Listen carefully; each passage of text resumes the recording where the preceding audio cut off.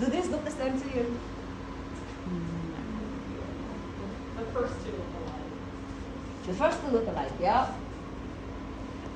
And the last one's different, right? So that's Siegel, ISO, and that's Desplar, right? Feel this, come feel them. Oh, it feels good. Yes. It's warm. Which one's one? This one. Okay.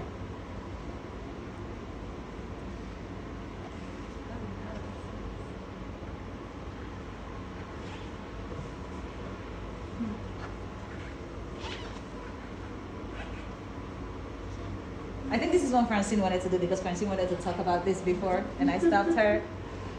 So, you feel the difference? Yes, I use it for that reason. I don't use the gas, but my hand is always like this. Your hand warmers? Oh yeah, oh yeah. Yeah, it's good. I It would feels so good when you're in a 65-degree room and everybody else is moving around, but you typically don't because this is you. Yeah. I know. The vaporizers. Oh, well, yes, that's for me, the one that's plugged in. I'm not, this is based off of my knowledge, but, that's for at room temperature is already a gas. So you need to heat it and compress it so that it's liquid, if I'm not mistaken. You're doing well so far. Well, And gasoline, if your master switch is off, will not heat. That's all. all right. Learn Mother. Sure. So, she pretty much said it. So you want it to be controlled because the vapor pressure, it will become a vapor at room temperature. The boiling point is lower, basically at room temperature. So it's heated to 39 degrees Celsius and pressurized to 2 atmospheres to keep it stable, so that you can control the volume percent of output that you dial on the vaporizer. It's different in that the other vaporizers are variable bypass vaporizers, which basically means your fresh gas flow is going to come through them. Some of it is going to be diverted down and go and flow over the vaporizer liquid and take up particles, and then go and connect with the rest that flows straight through and doesn't touch the gas. And they'll connect and deliver a certain volume that you put. And so the amount that's diverted is determined based on your volume percent dial. With the desflurane, it's going to inject the percentage directly into your fresh gas flow. So you're not going to have, that's just how they're different. I don't know if you can explain it better. Yeah, so like she said, the vapor, I think it's the critical pressure of desflurane. It's almost atmospheric pressure, or it's the vapor pressure, I don't know. So when this pressurizes it to 2 atmospheres and heat it to 39 degrees, everything in there is a gas, right? At that point, because the way it exists because it's so close to room temperature. Some of it will become gas and some stay liquid if it's just in a non-regulated, like a normal vaporizer, right? So then when you turn it on, you actually don't know what you're giving the patient, right? Because it's so volatile, like you don't know what the patient is getting. But if it hits it and pressurizes it, when you turn it on, it's all gas in there, so it's just gonna give whatever you turn it on as, right? That variability, it excludes that from the equation, right? Whereas these ones, like she says, variable bypass, based on how much you turn this on, like I think there's like an orifice in it and it closes and just lets it pick up this much and out. This, turn that up, gas and all that stuff. This injects it right at the end before it gets to the patient. This one, you have a little bit of gas, fresh gas that doesn't have any agent in it. Then you have gas with agent in it, and that mixes and then goes to the patient. Okay? That's why this is warm, right? Because it has to heat it up. It stays plugged in. And it has all these alarms. Because when it gets low, it's the only one that will tell you it's low. None of these will. That's when you do your checks, your 15 and your 8, you have to check this every time, before every case. Because then you have awareness if this gets depleted and you don't know. This will tell you. These two won't. Okay? That's why this one's different. Because of the vapor pressure and critical pressure of this one. Okay? And for some of them, this was a Dr. Biddle lecture. I don't think we have Dr. Biddle anymore. The man is so smart. I can't remember most of what we talked about. Depending on the elevation, it changes the barometric pressure, changes these agents. I don't think it does so for desflurane.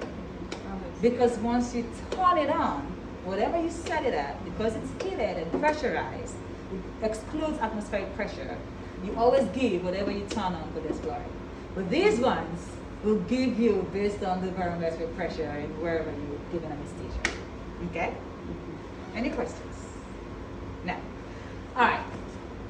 So, alternate oxygen control. Well, And there's an interlock system in these as well, so that you can't give two at the same time. So if you turn this one on, you can't turn this one on.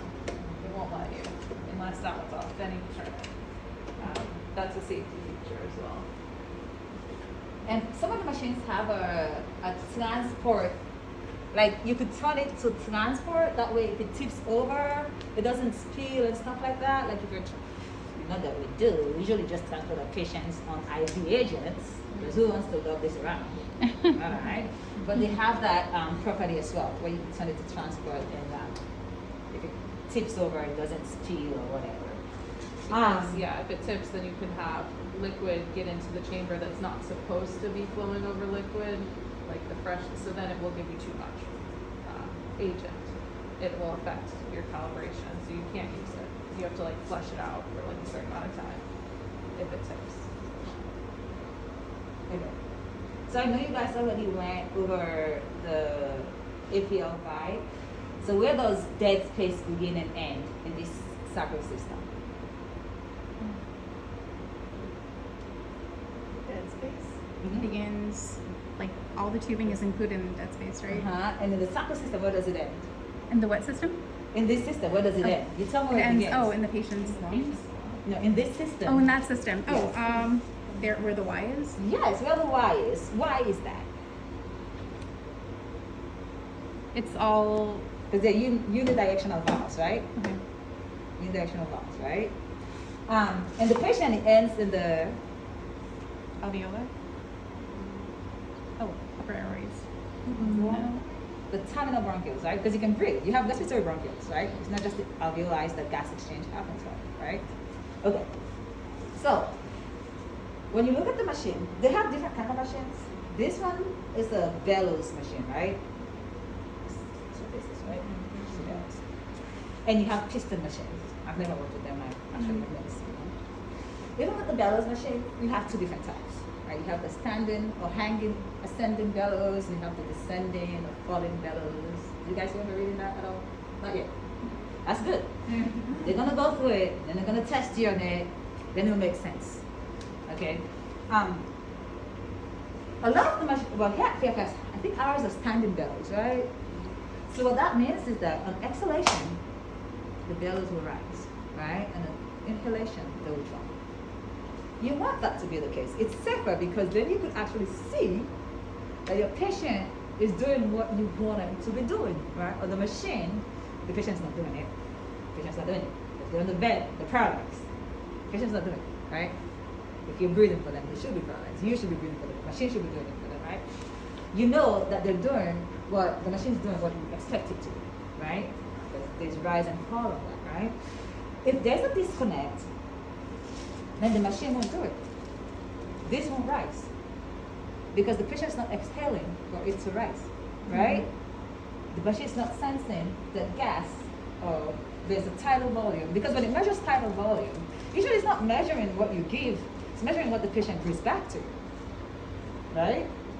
That's why, like, oh, So for some of the settings, let's see, start case, when you come on here, well, this gives you different modes, right? So for, if I'm doing PSV, and I have, sorry, if you don't see me, just let me know. Like 10% more and I'll move.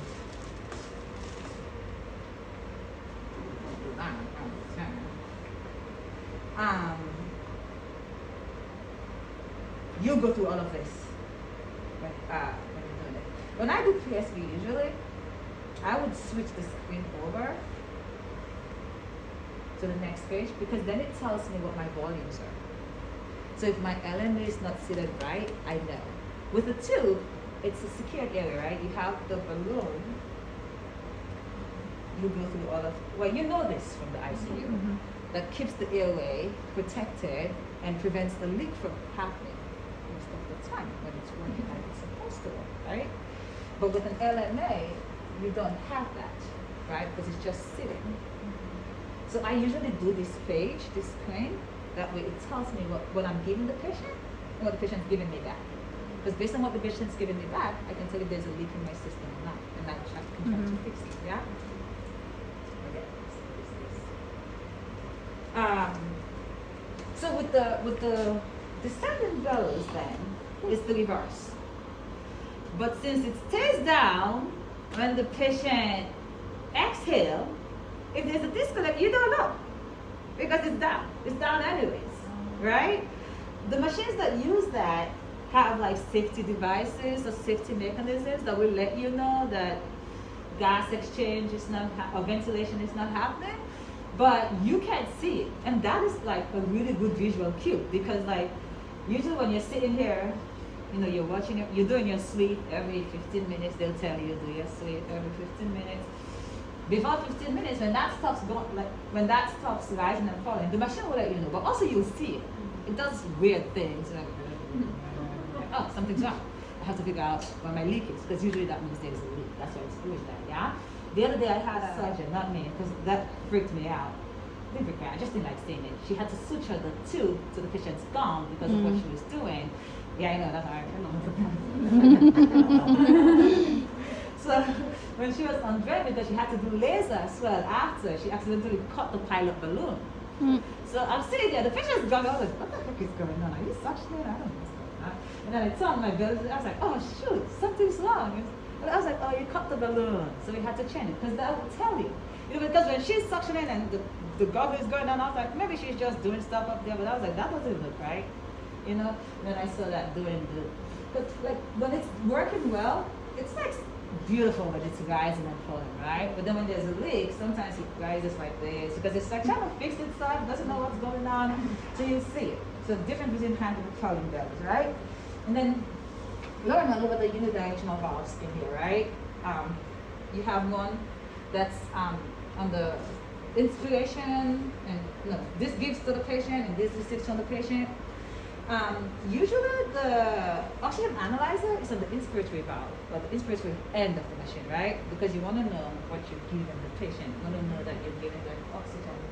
Oh, that's unfair. It's okay. We can hear you. You sure? Yeah. Okay. You know that you're giving them oxygen when you think you're giving them oxygen, right? These can get stuck. Yeah? And then when they get stuck, what do you think happens? If they're stuck in like an open position, then what happens? Dead space, right? Everything's a dead space at that point.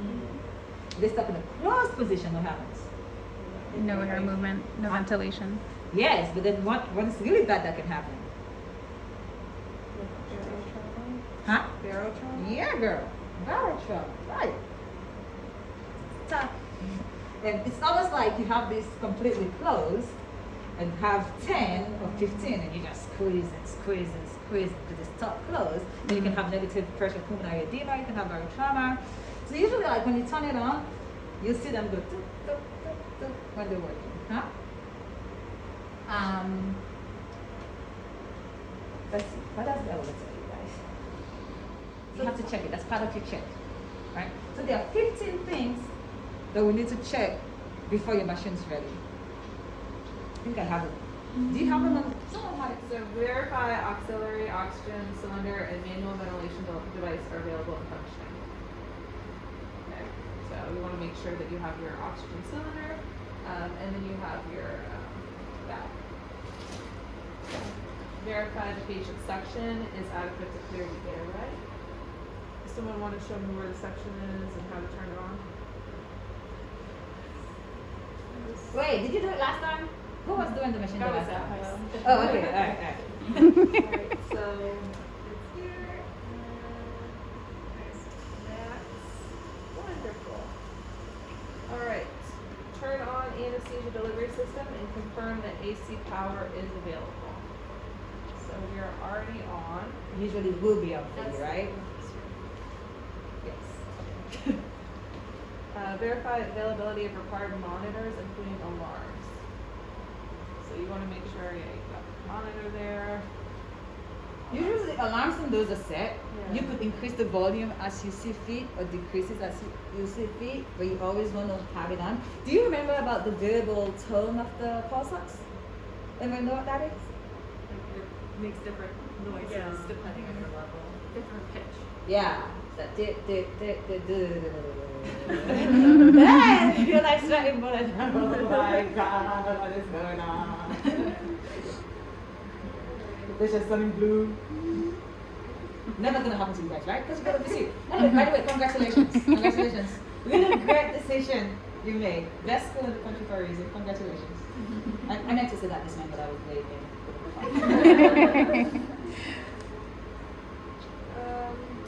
Alright, to verify that pressure is adequate on the spare oxygen cylinder mounted on the anesthesia machine. So that's going to be part of your daily check, to check those oxygen cylinders, make sure that it's got a full tank back there. Oh wait, you remember how there was a number right there? Mm-hmm. We did something, it's gone. So we have to figure out. Remember when we came in, there was like 19. You close Yeah. So now we're gonna fix it, right? Open them back up. No, later on. We have time. But I'm glad that that happened because that's how you know what's in that cylinder. Because usually after someone else checks it, and if they close it or leave it open, it just senses what's between the regulator, which has a gauge, and the machine itself, because that is closed, and you think that it has like 1900, but someone has left it open or taken it off and blah blah blah, and now it's empty, but you don't know because it's only still sensing what it last sensed because you never bled out the system. Remember how I told you to bleed the system out? Yeah. So you look at those numbers. That's how you check the cylinder. Mm-hmm. Because it tells you like this is cylinder, right?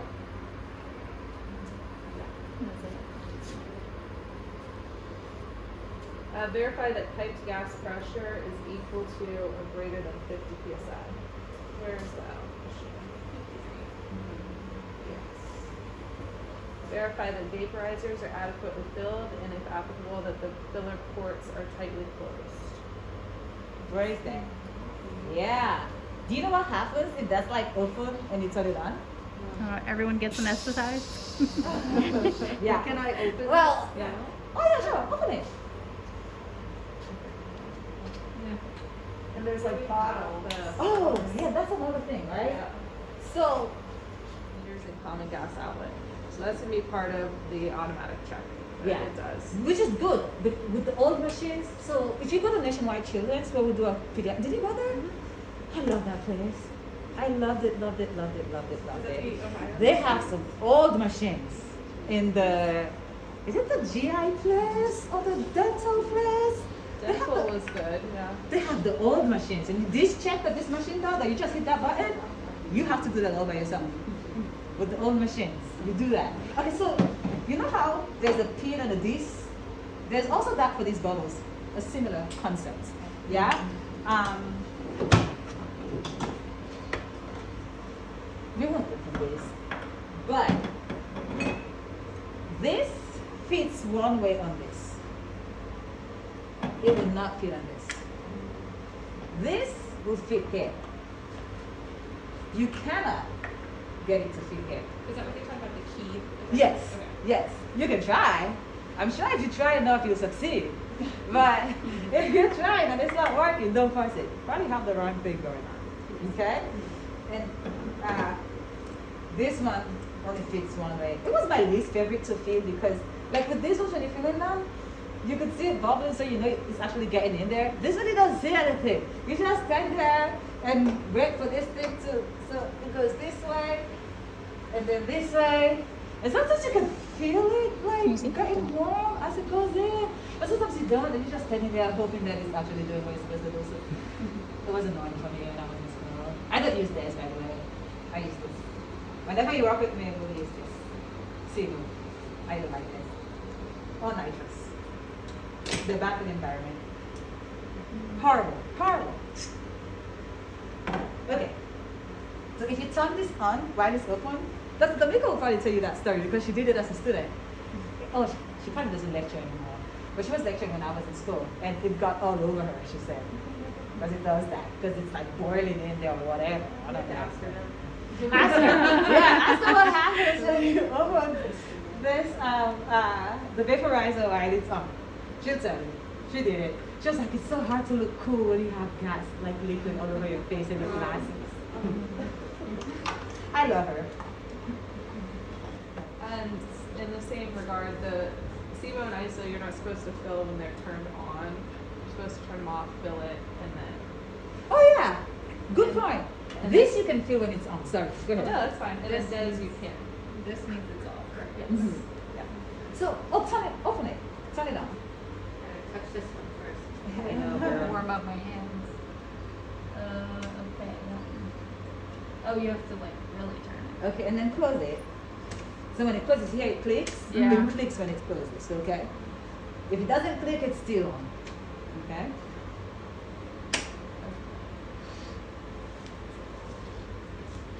And this one's on. Yeah. This might be kind of like a goofy question.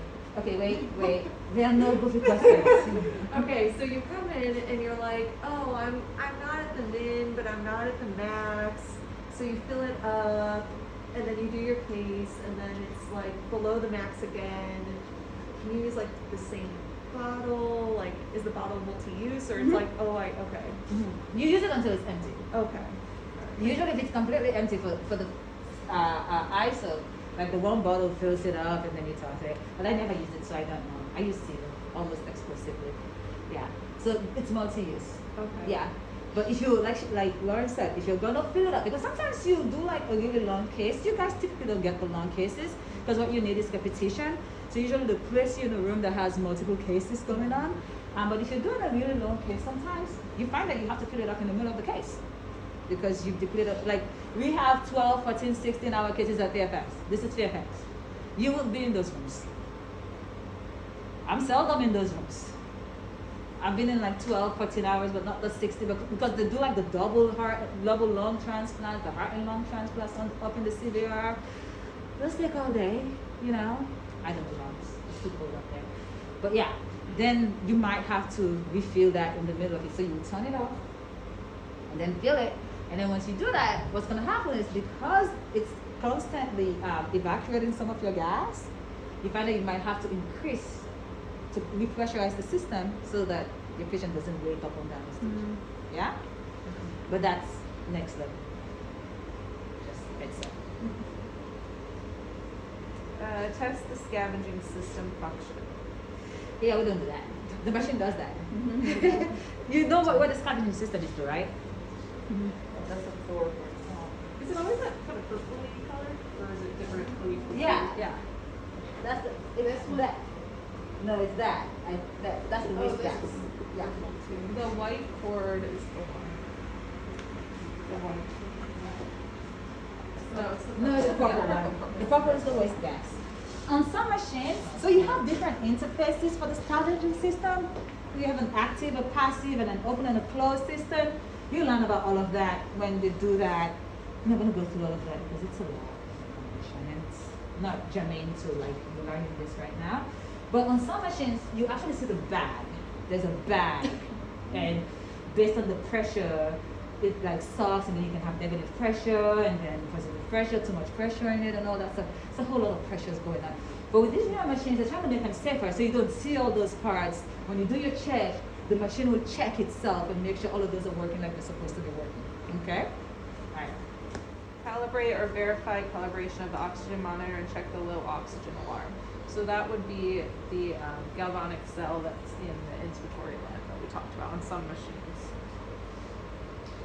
Verify carbon dioxide absorbent is fresh and not exhausted. So you want to make sure that it's not purple, which would show that it's exhausted. Perform breathing system pressure and leak testing. So that is, again, as well, automatic with the check. Did we do a socket leak? The one that you do between every case? We did that already? No, it didn't. No, actually. okay, we'll do that, okay? Alright.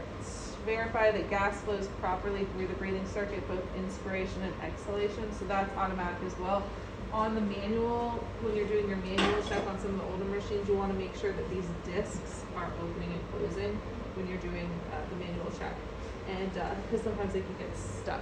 Yes, so on the manual one as well, when you do that check, this is for when you go to a place that has it, you place one of these bags on here, because then it'll simulate like the lungs. This will be your lung, right? Because if you're going to check that this is delivered, you want to make sure that you're going to see like things that are going up. And, yeah. Document completion of checkout procedures, and then confirm ventilator settings and evaluate readiness to deliver anesthesia care. You have to do the setting every time for every patient, right? Because the settings for a 2-month-old is not the same for even a year-old or a 16-year-old. Yeah? Okay. Any questions? Can I take a picture of the checklist? Or do we Oh, have you'll get access? it. You'll get it. You'll get it. So that's the one that you do. That's the 15, right? Every day. And then that's broken down into what you do between every case. Yeah? Between every case, you want to check socket leak. That's the one we didn't go over. So do a list of those 8 The as egg? well. I don't think so. Oh, I think maybe they're asterisk. Patient here. Okay, good. So verify suction, verify your monitors. Sorry, why do you want to verify suction? For a yank hour, if you need to suction out. Yes, because what happens when you like paralyze a patient? Secretions. Everything's paralyzed, right? All the sphincters that they're supposed to, if they have a full stomach, right? Why would someone have a full stomach? Emergency. Emergency cases, yes. What else? They ignored the MPO. Yes, they do that. Usually we will put that to sleep unless it's an emergency at that point. We will cancel the case, okay? If it's like, they need 8 hours and they 4 hours ago, they're like, oh, you just got bounced back. We're going to take Mr. So-and-so, and then once you meet your NPO requirement, you will go after this patient, right? Because any day, any time that happens, it's anesthesia's fault. Yeah? So usually I don't ask the patient, did you have breakfast? They'll go, no, I did not have breakfast. I say, what do you have for breakfast? They have to think about it. Sometimes they just blurt it out. Like, yeah, okay. Thank you very much. We're not doing this today. Okay, so yeah, full stomach, ignore the NPO order. What else? Bowel obstruction. Yes, bowel obstruction. Diabetes. The diabetic patients sometimes will have a delayed full stomach gastric. because their peristalsis it's not working like it's supposed to work, right? They have, what you call it? I forgot. Gastroparesis. Yes, gastroparesis.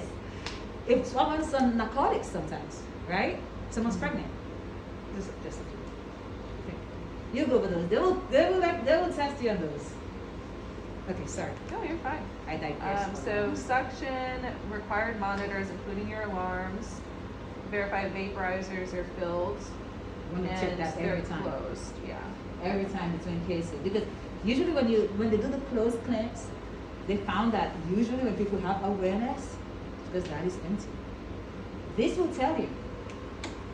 These two will not. You know, they will not.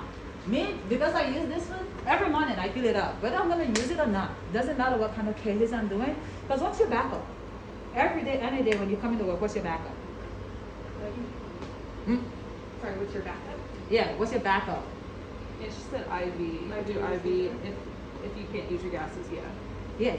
Or but you would use it. your backup is always GA, right? If you're doing a MAC case, you might have to come back to general anesthesia.